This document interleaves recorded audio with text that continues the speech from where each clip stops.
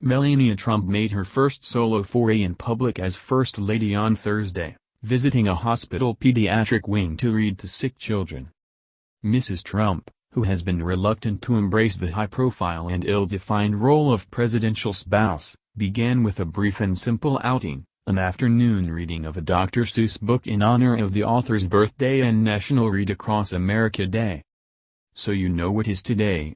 she asked the children, who wore hospital gowns and gathered in a playroom in the pediatric wing of New York Presbyterian Hospital, Weill Cornell Medical Center in Manhattan to see Mrs. Trump. "It's a reading day. So I came to encourage you to read, and to think about what you want to achieve in life."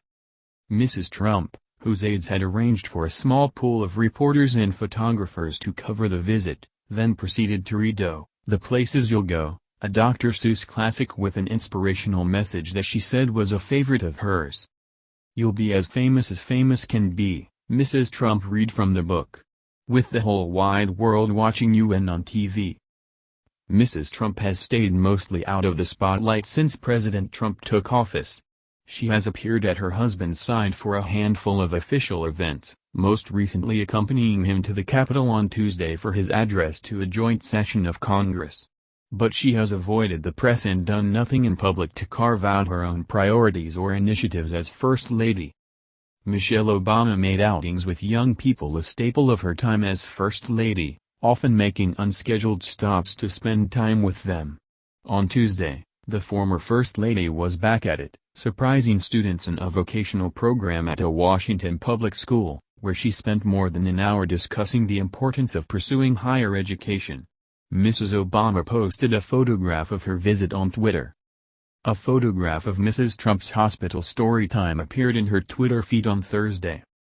Mrs. Trump has said she is interested in working to combat cyberbullying, but has yet to start such a program. And while she has named a chief of staff and a social secretary, the White House has not announced the hiring of other key players in the East Wing, such as a communications director, a press secretary or other senior staff members. Mrs. Trump has made it known she does not intend to be much of a presence in Washington, at least in the short term. She has opted to reside in New York while the couple's 10-year-old son, Barron, finishes his school year. On Thursday, she donned large black sunglasses and stepped into a car that was part of a small motorcade waiting outside Trump Tower to take her to the hospital about a mile and a half away. "I hope you're all feeling well," Mrs. Trump told the assembled children.